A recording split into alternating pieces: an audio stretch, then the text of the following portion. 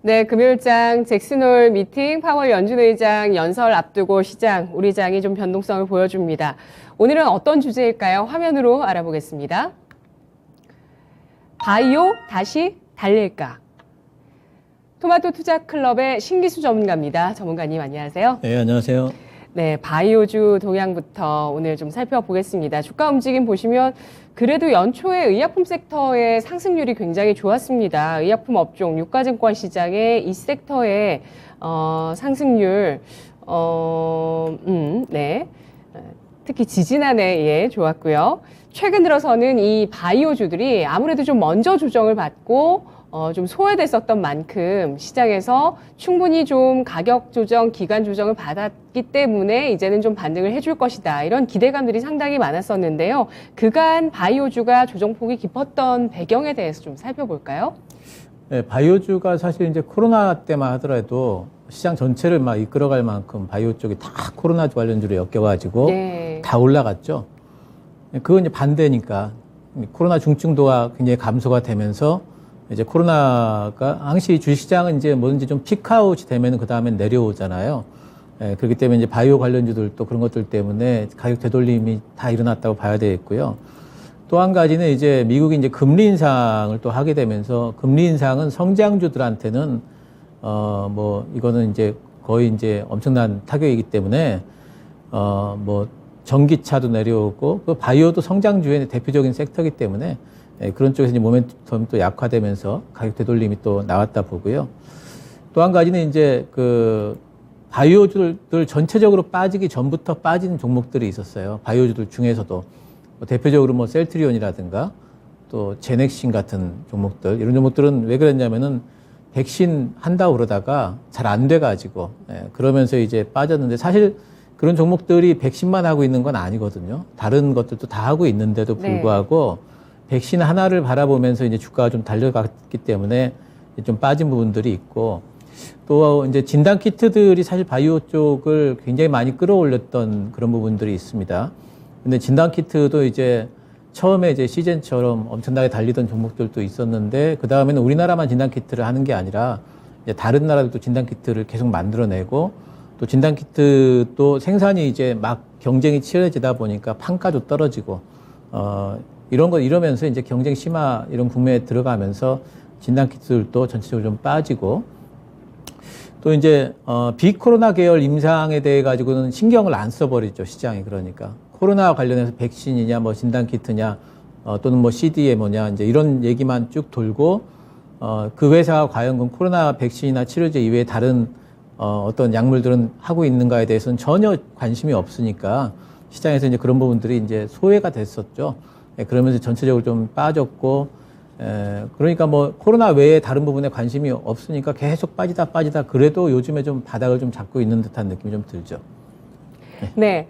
과거를 돌이켜보면 바이오주 뭐 대시세하면 2015년 기억하시는 분들도 많으실 텐데, 이때 한 해 동안 종가 기준으로 88%가 올랐었고요. 그리고 말씀해 주신 코로나 시기, 바로 지지난해죠. 2020년에는 의약품 섹터가 91%의 상승을 기록하면서 정말 큰 시세를 냈습니다. 주가도 이렇게 크게 올라줬었고, 이 코로나의 중증도와 또 진단키트의 판매 이런 것들이 피크아웃, 정점을 형성하게 되면서 바이오주가 조정 압력을 받았다. 여기에 백신 개발의 실패에 대한 인식들, 여타 대기업들에서 또 나오는 모습들이 있었고요. 셀트리온, 제넥신 예로 들어주셨습니다.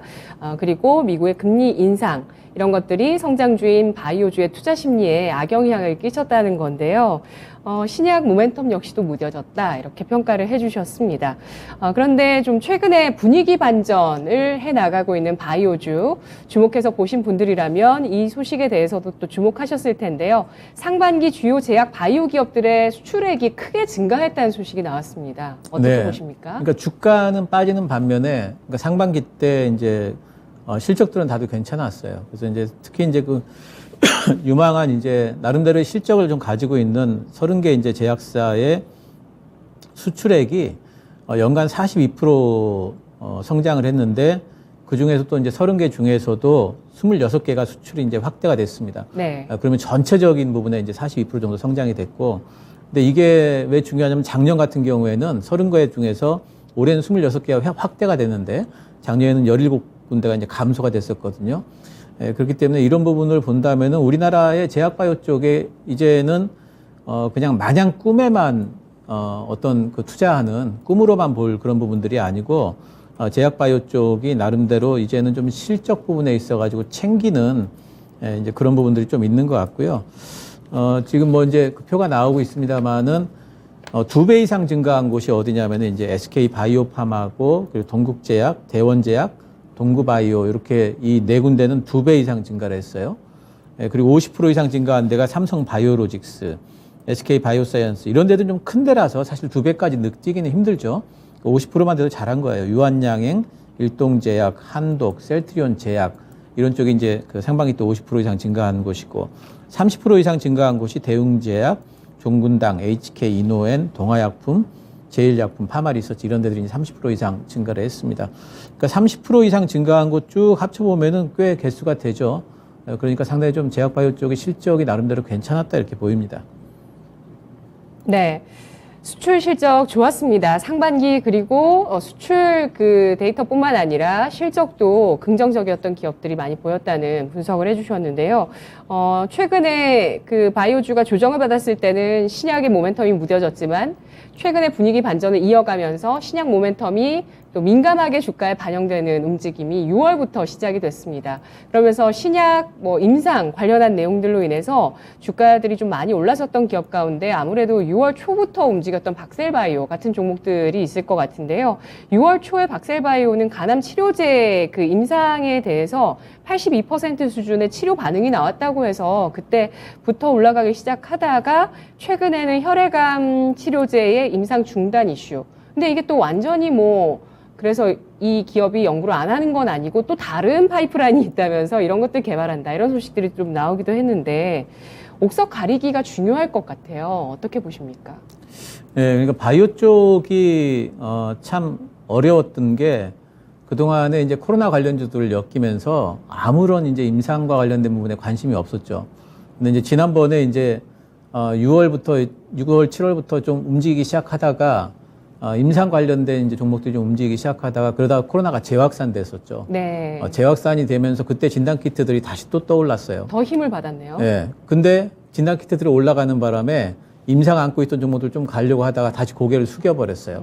그러니까 비코로나 계열 쪽이 좀 움직이다가 코로나 계열한테 다시 매기를 뺏겨버렸거든요. 그때 사실 약간 좀 실기한 측면이 있어요. 타이밍상으로 그때 올라갔었어야 되는데 왜냐하면은 상반기 때 암학회 있었거든요. 그거 타면서 올라갔었어야 되는데 딱 그 시기에 그 코로나가 다시 재확산돼 버리면서 그 좀 이제 매기를 좀 뺏겼습니다. 근데 이제 코로나 관련주들이 다시 또 매기가 죽으면서 이제 8월 달에 학회 모멘텀이 좀 있었는데 이제 폐암학회 있었거든요. 네. 그때부터 조금씩 듣는 것 같아요, 이제는. 그래서 이제 그런 이제 부분들을 보면서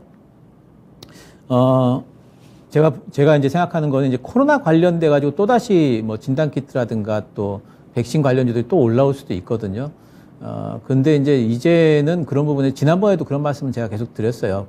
제약바이오 접근하실 때는 비코로나 쪽으로 하실 때 코로나 관련주들은 단기적으로만 봐라 이렇게 말씀을 좀 계속 드렸었는데 여전히 이제 그런 부분들은 좀 유효할 거고요. 8월 달에 보게 되면은 이제 신고가를 낸 종목들이 어떤 종목들이 있느냐 하면은 이제 박셀바이오 말씀하신 그런 종목들이 있고. 네, 단기에 3배가 올랐어요. 예, 굉장히 많이 올랐죠. 그러니까 네. 85% 치료율이면 괜찮아요. 그 정도면 이제 굉장히 올라갈 만 합니다. 사실 바이오 쪽에서는. 근데 이제, 보니까 이제 오늘 뉴스가 다른 뉴스가 좀 나오긴 했지만 그래도 회사 측에서 방어는 해주는 것 같아요. 우리 다른 것도 있다 이러면서. 네. 요번에 올랐던 모멘텀 자체가 그게 이제 주는 아니었기 때문에 이제 방어는 좀 해주고 있는 것 같고 ST 큐브가 또 이제 신고가를 냈었고 MI텍, 케어젠 이런 것들이 있는데 이제 공통점이 있다면은 실적입니다. 그러니까 2분기 때 순이익이 작년 대비해 가지고 이제 좀 증가를 많이 했다라는 이제 공통점들이 있는 종목들이 이제 좀 많이 좀 올라갔고요.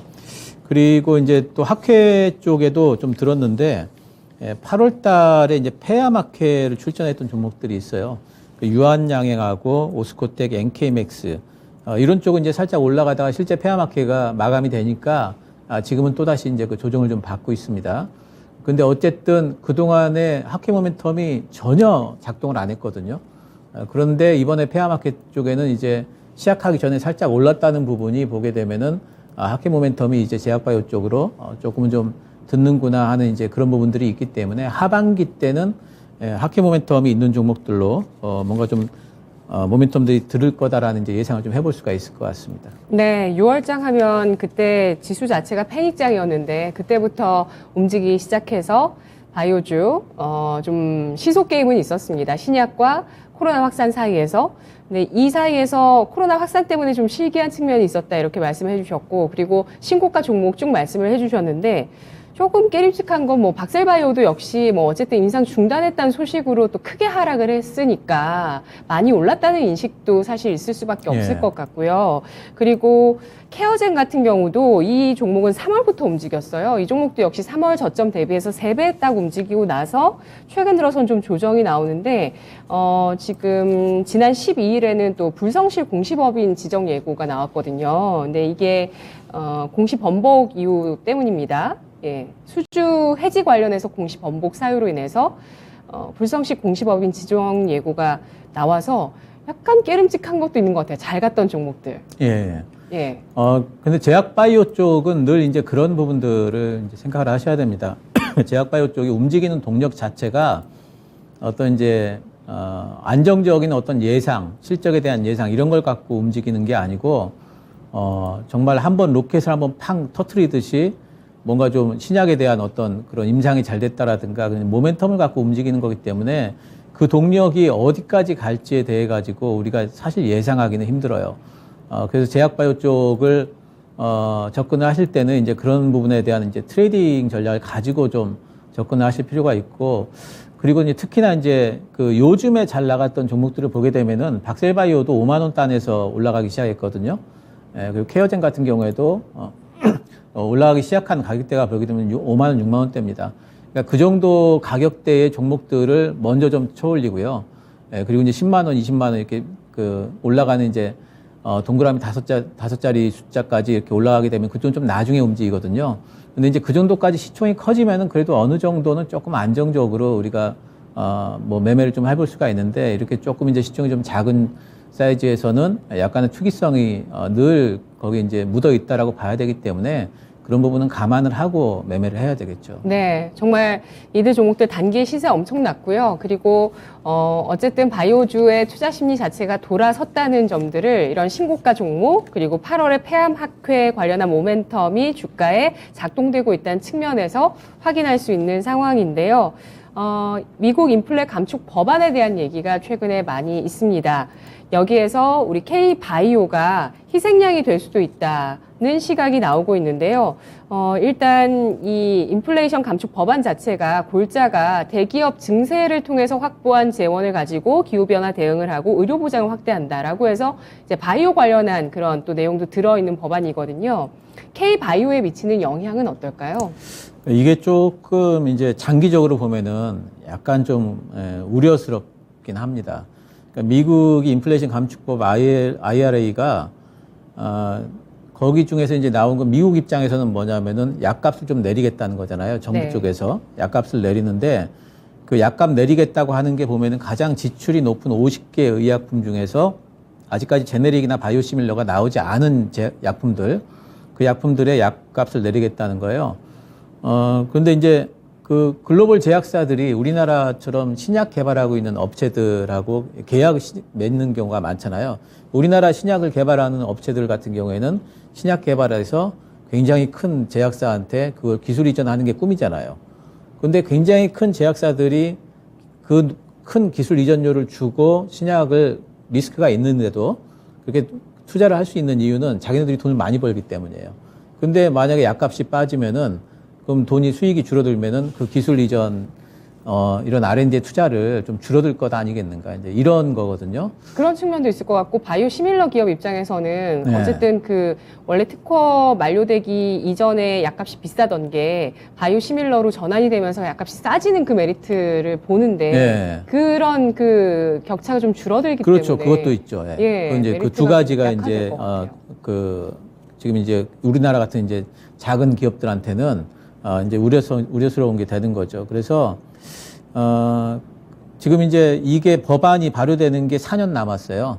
그러니까 4년 남았는데 그래서 지금 글로벌 제약사들 입장에서는 소송전을 지금 벌이면서 계속해서 최대한 늦추는 거 이런 방안을 지금 생각 중이라고 그러고 그리고 네. 늦추다 보면 정권이 바뀔 거 아니냐 이제 이런 거죠. 그럼 아직은 뭐 확정된 내용은 네, 아니라고 확정된 봐야 내용은 되겠네요. 아닌데, 네. 근데 또 이제 약값 인하의 이제 협상 대상이에요. 미국 정부 입장에서 약값을 얼마를 인하를 하겠다가 아니고요. 이것을 협상 대상으로 잡아가지고 앞으로 정부하고 협상하자 이건데, 그러니까 협상이 어떻게 되느냐에 따라서도 또 이게 이제 변동성이 좀 있습니다. 그래서, 그러니까 이 부분에 대해서 우려감도 있고 또 한켠에서는 그렇게 우려를 할 만한 정도는 아닐 거다. 뭐 이제 이런 것들도 있고 또 가령 협상이 된다 할지라도 지금 약값이 사실 글로벌 제약사들이 가져가는 그 이익이라는 게 상상도 못할 만큼 많기 때문에 그게 실제로는 그렇게 투자를 못할 만큼 이익이 줄어들지는 않을 거다라는 이제 시각도 있고 해서 이 부분에 대한 것들은 뭐 단기적으로는 이제 이렇게 바로 법안이 나왔기 때문에 이런 얘기들이 좀 돌지만 뭐 한 2, 3개월 있으면 잊혀지지 않을까 싶어요. 네. 잊혀지는 이슈가 상당히 많거든요. 예, 예. 예. 어쨌든 좀 우려 사항으로 떠오르긴 했지만, 그래서 이렇게 미국 정부 차원에서 약값을 낮추고자 하는 의지를 법안을 통해서 보여주게 되면서 아무래도 애로 시장이 좀 위축될 수 있지 않을까. 기술 수출 시장이 위축되지 않을까 이런 우려가 조금 있긴 하지만 아마 이런 우려들은 크지 않을 것이다라고 전망을 해주셨네요. 글로벌 바이오 기업들이 R&D, 연구 개발을 외주화하는 움직임이 나오고 있다고 해요. 예. 국내 기업의 수혜가 있을까요? 그러니까 요즘에 이제 오픈 이노베이션 이거란 단어가 이제 자주 나오더라고요. 그렇죠. 특히 이제 그 제약바이오 쪽에서 이제 많이 나오는데 지금 2020년도에 R&D 투자가 가장 컸던 제약바이오 약물 이렇게 보니까 45%가 외부 쪽에서 연구한 거예요. 그러니까 자기네들이 내부에서 한 게 아니라 외부에서 네. 연구한 거를 사온다든가 예. 뭐 이제 그 기업 자체를 인수를 한다든가 이제 이런 걸로 해가지고 확보한 게 R&D 투자가 제일 컸다. 이 얘기는 뭐냐면은 이제 R&D를 내부에서만 하는 것보다 외부에서 뭔가를 지금 연구를 하고 있는 그쪽 회사들을 잘 봐놨다가 유력하다 싶은 쪽으로 그걸 뭐 회사를 인수를 한다든지 기술 뭐 이제 로열티를 사온다든지 뭐 이런 걸 한다는 거죠. 또 이제 2016년에서 20년까지를 조사를 해보니까 외부 기술이나 공동 연구 통해서 한 게 출시됐다는 것은 이건 성공했다는 거잖아요. 외부 쪽에서 어쨌든 오픈 이노베이션으로 한 게 출시될 확률이 내부에서 한 것보다 2배 이상 높더라는 거예요. 굉장하네요. 네, 그러니까 외부에서 사와가지고 그거 조금 더 키워서 출시하는 게 훨씬 더 가능성이 높다 이렇게 보는 거죠. 지금 그리고 이제 그 그림에서도 보지만은 신약 매출 추이를 봐도요. 외부 제휴 쪽이 3%포인트 또 기업 인수를 해가지고 하는 것도 3%포인트 늘었습니다. 지금 계속 늘고 있는 추세고 이게 이제 언제부터 좀 이런 추세가 가속화됐냐면은 코로나19 겪으면서 이제 백신하고 치료제 개발을 했잖아요. 네. 이제 그거를 하면서 오픈 이노베이션을 해보니까 이게 상당히 좀 빠르고 개발 기간도 이미 이제 개발이 돼 있던 걸 사오는 거니까 굉장히 좀 빠르고 그리고 비용도 적게 들더라. 이런 것들을 이제 기업들이 알게 되면서 이제는 거의 이런 쪽으로들 다들 가고 있는 것 같아요. 근데 이 추세는 사실은 이제 글로벌 이제 그 제약사들, 굉장히 큰 제약사들은 예전부터 이렇게 하고 있었는데 요즘에 조금 더 이렇게 하는 경우가 이제 많아지는 거고요. 우리나라 같은 경우에는 사실 이렇게 하지 않았거든요. 조금 좀 폐쇄적인 부분들이 있었는데, 네. 근데 이제 우리나라도 이런 부분들을 좀 따라가는 것 같아요. 그래서 보니까 뭐 대웅제약이라든가 삼성바이오로직스 이런 데들이 오픈 이노베이션 센터를 건립을 하는데 이거 한다는 소리는 사실 회사에 돈이 있어야 되잖아요. 그러니까 그동안에 제약바이오 회사들이 그만큼 돈을 축적할 시간이 많이 없었는데 이제는 좀 이런 이제 그 삼성 같은 데는 이제 뭐 대형 그룹사 소속이기 때문에 이런 뭐 자금이 있고 대웅 같은 데도 이제 자금이 좀 축적이 된 모양이에요. 그래서 이제 그런 센터를 좀 건립을 하고 다른 데로도 지금 확산이 될 수 있는 가능성이 있고요. 뭐 이제 글로벌 대형 제약사들이 오픈 이노베이션 하면은 결국에는 뭐냐면은 우리 입장에서는 신약 만드는 회사들이 기술 수출하는 거고요. 또 우리 회사 사가세요 이러는 거잖아요. 그러니까 그런 기회들이 될 걸로 보기 때문에 뭐 나쁘지 않다 이렇게 보입니다. 네, 이렇게 글로벌 제약 기업들이 눈을 바깥으로 돌리니까 답이 나오네요. 외부 쪽으로 눈을 돌리다 보니까 신약 개발 기업들을 인수하거나 투자하는 움직임들이 많아졌습니다.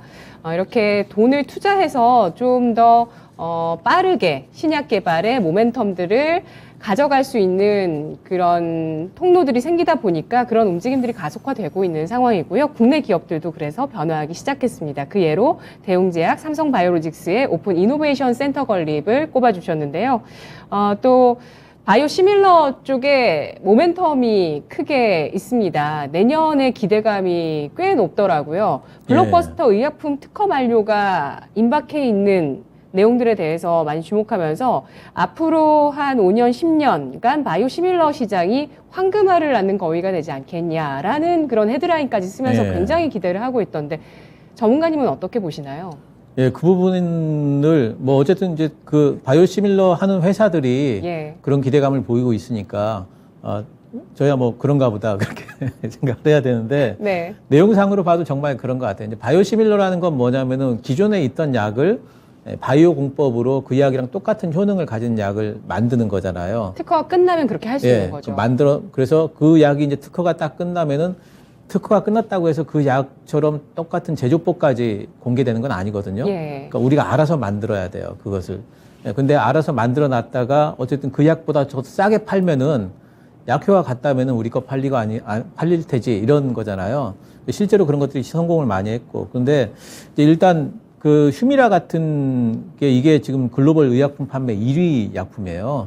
네. 그러니까 이런 게 지금 특허 만료가 된다는 건 사실 제약사들 입장에서는 굉장한 기회가 되는 겁니다. 이게 뭐 자가면역 질환 치료제인데요. 작년 매출이 25조 원이에요. 우리나라 돈으로. 그러니까 엄청나죠. 25조 원이면. 내년에 특허 만료가 됩니다. 이것을 노리는 제약사들이 없을 수가 없고요. 다행히 우리나라에도 지금 셀트리온하고 삼성 바이오피스가 둘 다 준비 중이에요. 네. 지금 이제 유플라이마하고 임랄디인데 셀트리온은 내년도에 미국 쪽에서 바로 특허 만료가 되자마자 아마 그 신청을 할 거고요. 거의 될 걸로 지금 이제 그래서 셀트리온의 내년도에 제일 큰 저기는 기대 주는 예예요, 지금. 요게 이제 내년도에 얼마나 되는지는 좀 봐야 되겠고요. 그 휴미라 쪽 이거는 굉장히 25조짜리 시장을 얼마나 잠식해 먹느냐. 10분의 1만 해도 2조 5천억이잖아요. 네. 그래서 굉장한 거고요. 키트루다도 얘도 지금 제일 많이 쓰이는 면역 항암제 중에 하나일 겁니다. 지난해 매출이 172억 달러였고, 이건 2028년도에 특허 만료입니다. 이것도 지금 셀트리온 바이오시밀러를 지금 이제 개발 중이고요. 지금 키트루다 같은 경우에는 병행요법으로 지금 임상되고 있는 그 신약들이 굉장히 많습니다. 항암제 중에. 우리나라 같은 경우에도 지금 엄청나게 많은데 그 얘기는 뭐냐면은 키트루다가 특허 만료돼서 바이오시밀러가 개발이 되잖아요. 그러면 병행요법으로 사용되는 약품들하고 그 바이오시밀러하고 같이 또 할 수 있다는 소리예요. 그래서 이 시장이 굉장히 좀 커질 수가 있기 때문에 병행요법으로 사용될 때는 더 싼 걸 찾잖아요. 그래서 이 부분을 이제 노릴 수가 있는 거고. 이게 또 항암제다 보니까 더 예, 그럴 것 같아요. 그렇습니다. 예. 항암제는 요즘에 제일 관심 가지는 분야가 이제 병행해가지고 같이 해서 효과를 높이는 부분이기 때문에. 그렇죠. 암 정복을 해야 되니까. 그런 부분이고. 또 이제 아바스틴이라는 게 있는데 이게 이제 로슈사에서 만들어낸 항암제입니다. 작년에 6조 원 매출입니다. 미국은 이미 특허 만료가 됐고요. 유럽도 올해 이제 만료가 됩니다. 이거는 이제 삼성 바이오에피스에서 온베브지라는 걸 지금 출시가 됐습니다. 그래서 그거가 지금 이제 출시가 돼서 지금 출시 초기이기 때문에 아직까지 얼마나 지금 잠식할 수 있느냐는 좀 두고 봐야 되는데, 셀트리온도 CTP16이라는 걸 가지고 한국하고 미국하고 유럽 쪽에 품목 허가를 지금 신청을 해놨어요. 그러니까 이쪽도 관련된 바이오 시밀러가 우리나라도 있는 거고요. 지금 초창기라 보면 되겠고, 스텔라라는 것도 있습니다. 이거는 얀센 자가면역 질환제인데요. 작년에 11조 원 했습니다. 미국은 내년도에, 유럽은 2024년도에 특허 만료되고, 우리나라 네. 셀트리온, 삼성 바이오에피스, 동아이스트 이런 데에서 지금 개발 중에 있습니다. 그러니까 지금 특허 만료되는 2030년까지의 거의 모든 그 약품과 관련해서 유력한 쪽은 우리나라의 셀트리온하고 삼성 바이오에피스 쪽에서 일단 달려들고 있는 것 같아요. 그리고 이제 바이오시밀러 시장이 그 2020년도에 21조 원 이제 규모였는데 2030년도에는 90조 원까지, 이거면은 4배 이상이잖아요. 그렇기 때문에 굉장히 커질 걸로 지금 보고 있고, 연간 한 15% 평균 성장할 걸로 되어 있기 때문에 아까 말씀하신 21조에서 90조 원이면 황금알을 낳는 거위가 맞죠. 네. 네, 그렇습니다. 향후 10년간 바이오 시밀러 시장에 큰 장이 또 열립니다. 이렇게 블록버스터급의 의약품들의 특허 만료 이슈 때문인데요. 당장은 휴미라 내년에 특허가 만료되는데 이 휴미라라는 이 의약품 자체가 글로벌 판매 1위의 의약품 아이템이기 때문에 셀트리온, 삼성바이오피스 다 준비를 하고 있는 상황이고요. 관련한 실적 기대감 내년도 지켜보시고요. 이 밖에도 키트루다 같은 면역 항암제 역시도 바이오시밀러 개발에 기대감 모으고 있는 그런 아이템입니다.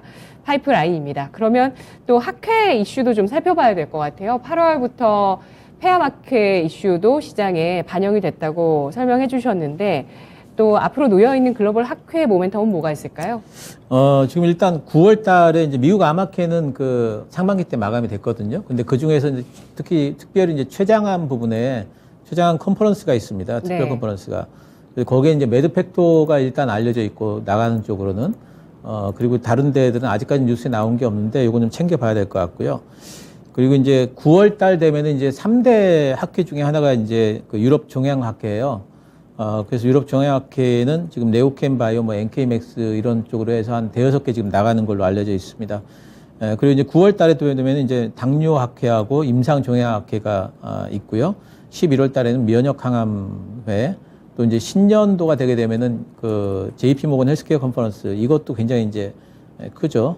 그래서 이렇게 이제 존재를 하는데 아마 이제 그 시장에서 많이 바라보는 쪽은 유럽 종양학회하고 그리고 면역항암학회하고 그리고 내년도에 있을 이제 JP 모건 헬스케어 컨퍼런스 이렇게 이제 굉장히 좀 주목해서 볼 것 같습니다. 네, 알겠습니다. 자, 기다리고 있는 이 학회들도 잘 지켜보시면서 관련주 꼽아드렸으니까요. 챙겨보시고요. 그리고 이 연준의 긴축기조, 긴축 정책의 그 속도의 정점 가능성 이런 것들 좀 기대를 모으다가 다시 한번 또 긴축의 정점이 언제 나올지 모르겠다. 이 불확실성이 좀 나오고 있는 상황입니다. 어쨌든 물가를 좀 확실히 잡아야 되는데 이런 긴축 조짐들, 긴축 움직임들이 아무래도 국내 바이오주의 투자 심리에 영향을 줄 거거든요. 앞으로도 영향을 주게 될지 아니면은 좀 더 자유롭게 움직일 수 있을지 어떻게 보십니까? 이제는 얼마 안 남았다고 생각해요. 네. 그러니까 연준의 긴축 부분의 정점도 저는 인플레 정점이 이미 나왔다고 생각을 하고 있고요. 연준의 긴축 정점도 뭐 최소 9월이면 나오지 않을까 생각을 합니다. 9월 달에 0.75냐 0.5냐 이게 문제지 10월 달부터는 아무리 뭐 많이 가도 0.25로 갈 거라고 생각을 합니다. 그렇다면은 긴축 정점, 인플레 정점이면은 저는 성장주들이 다시 또 움직일 만한 시기가 왔다고 생각을 해요. 그래서 그런 부분에서 이제 그동안에 이제 피해주었던 성장주들이 움직이게 된다면은 그럼 성장주의 또 대표 기업인 바이오도 다시 또 움직일 거다 이렇게 보고 있고요. 그리고 이제 바이오의 장점이라면은 내년도에는 저는 이제 그 경기 침체, 경기 둔화 이슈가 이제 상당히 좀 부각이 될 걸로 보는데, 이런 부분에서 바이오 쪽이 좀 상대적으로 좀 자유로운 측면이 있습니다. 그래서 시장에 어쩌면은 올해 연말부터 시작해서 내년 상반기까지는 시장에서 하나의 대안 섹터로서 역할도 톡톡히 하지 않을까. 왜냐하면 이제 JP 모건 헬스케어 컨퍼런스 이런 것들도 학회 모멘텀 같은 것도 있기 때문에 그런 부분들도 이제 그 기대를 해볼 수가 있다는 생각을 하고 있습니다.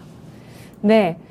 알겠습니다. 그러면 이제 남아있는 하반기에 바이오주 투자해 볼 만한 시기라고 말씀을 해주고 계시는 건데요. 모멘텀들 확인해 보도록 하겠습니다. 남은 하반기에 어떤 모멘텀 바이오주에서 주목하실까요? 바이오주들 중에 뭐 제일 큰 모멘텀은 기술 이전이죠. 우리나라 같은 경우에는. 그 기술 이전 유력하게 지금 꼽히는 업체들이 있는데 그 중에서 세 업체 가져왔거든요. 첫 번째는 이제 알테오젠이고요. 두 번째는 이제 네오캠 바이오, ABL 바이오 이렇게 세 군데는 지금 굉장히 좀 근시일 내에 어쩌면은 기술 이전이 좀 가능할 거라고들 지금 꼽고 있는 회사들 중에 속해 있습니다. 그래서 이런 부분들 한번 좀 잘 보시고요. 또 셀트리온 그룹주들이 요즘에 이제 반등이 나오다가 오늘까지도 지금 조정을 좀 받고 있는데 내년부터 실적 모멘텀이 이제 재상승을 할 걸로 기대를 하고 있고 거기에 대해 제일 그 중요한 핵심 저희가 이제 그 휴미라 그 미국 쪽에서 팔리는 거 있죠. 네네네. 그 특허 만료로 인해 가지고 이제 그 부분이 제일 이제 작동을 하지 않을까 생각을 하고 있습니다. 그리고 우리나라에 CDMO 기업들이 많이 있잖아요. CDMO 기업들은 지금 현재 그 생산 캐퍼가 거의 다 풀로 돌아가고 있어요. 그러면 이제 외형 성장이 되려면 결국에는 증설해야 되거든요. 증설 모멘텀들이 지금 있는 회사들이 이제 꽤 있습니다. 그래서 이제 그런 기업들도 아마 주가에 모멘텀을 좀 받을 걸로 보고 있고, 또 이제 원료의약품 쪽도 이쪽도 증설이 이제 호재입니다. 특히 이제 뭐 원료의약품 중에 뭐 RNA 관련된 원료의약품 만드는 업체들 같은 경우에는 상당히 지금 이제 만들면 팔리는 시기니까 이런 것도 증설이 아마 호재가 될 겁니다. 그 증설을 안 한다면은 적어도 박스권은 달릴 수 있는 정도로 지금 이제 호황이기 때문에 이런 쪽들이 현재로서는 모멘텀으로 좀 볼만한 섹터들인 것 같습니다. 네, 알겠습니다. 채팅창에서 마그마님께서 휴미라 유럽 특허는 만료되지 않았나요? 미국만 남은 걸로 알고 있는데 라고 하셨는데요. 특허 만료는 되고 이것보다 더 중요한 건 이제 판매일 것 같아요. 그 일정을 제가 좀 말씀드리면 일단 미국 내에서 내년 7월부터 판매 예정이라고 소식들이 최근에 나왔습니다. 휴미라의 바이오시밀러 유플라이마 내년 셀트리온에서 7월부터 미국 내 판매 일정이 있으니까요. 이 일정이 잘 지켜지는지도 함께 좀 지켜보시죠. 지금 제약주에 투자를 하실 분들은 기술 이전, LO, 그리고 CDMO, 원료의약품, 그리고 셀트리온 그룹주 이 네 가지로 나눠서 잘 판단해서 투자하자는 의견 주셨는데요. 한 가지 빼먹었는데요. 네. 이건 미리 얘기를 해서 제가 말씀 안 드렸는데, 예. 이제 사실 그 모멘텀 투자하시려면은 이런 거 기본으로 하셔가지고 학회의 모멘텀 보시는 게 제일 빠르죠. 예. 학회 모멘텀 아까 말씀해주신 학회와 그 옆에 나와 있던 주요 종목들도 함께 챙겨보시고요. 검색하면 또 더 많은 종목들이 나오겠지만 뭐가 갈지는 여러분들의 또 냉철한 판단이 필요할 것 같습니다. 자, 뭐가 갈지 정말 궁금하죠. 바이오 섹터 내에서 신기수 전문가가 탑픽을 꼽아 주실 건데요. 어떤 종목일까요? 네, 오늘 매드팩토를 좀 꼽아봤습니다. 매드팩토는 제가 뭐 다른 코너에서 추천주로도 좀 드린 적이 있는데, 네. 매드팩토에서 지금 가장 밀고 있는 원료 물질이 벡토서팁이에요. 벡토서팁은 지금 다른 항암제들하고 아까 말씀드렸던 키트루다하고도 하고 다른 항암제들하고 지금 병역요법을 계속하고 있는데 할 때마다 괜찮아요. 벡토서팁이. 그래서 굉장히 좀 이제 그 임상이 좀 순항하고 있는 부분들이 있고요. 그래서 지금은 어디까지 가고 있냐면 이제 적응증을 이제 확대하는 쪽으로 또 가고 있거든요. 그렇기 때문에 특히 지난번에는 어떤 얘기 나왔냐면 이제 벡토서팁이 고륙종에 있어가지고 완전 관해 뉴스가 한번 나온 적 있어요. 근데 이제 그런 부분들이 이제는 발표가 되게 되면 아직 발표는 안 됐거든요. 그래서 이제 그런 부분들이 발표가 되게 되면은 상당히 이제 좋지 않을까 이제 모멘텀이 될 걸로 보고 있고 매드팩토도 학회 모멘텀이 있습니다. 이번에 학회가 매드팩토가 참가하는 데가 암학회 9월달에 있는 특별 최장암 컨퍼런스에 들어가게 돼 있고요.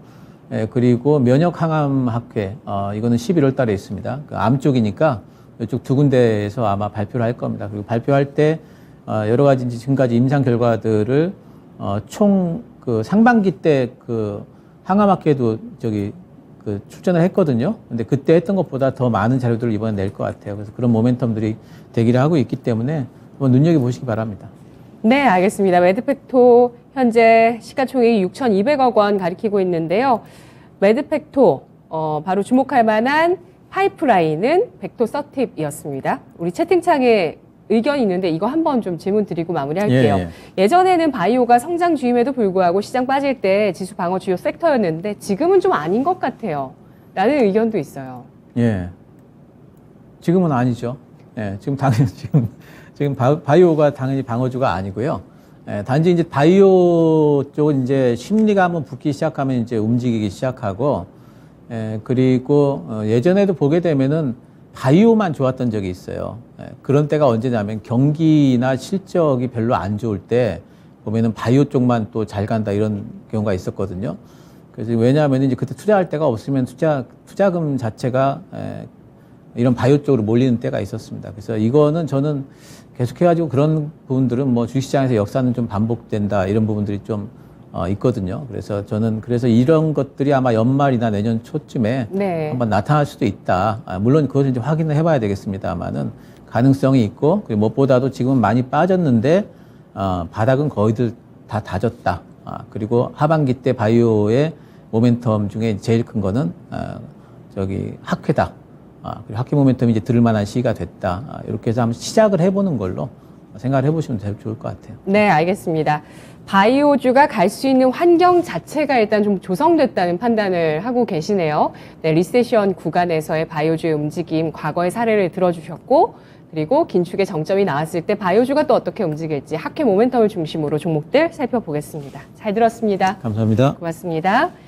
지금까지 투자 판단에 도움드릴 수 있는 내용들 확인해봤고요. 다만 주가의 상승과 하락을 보장하지 않는다는 점 유의하시면서 투자하시면 좋겠습니다. 오늘 장도 토마토TV와 함께 마무리 잘해주시고요. 다음 주에 뵙겠습니다. 고맙습니다.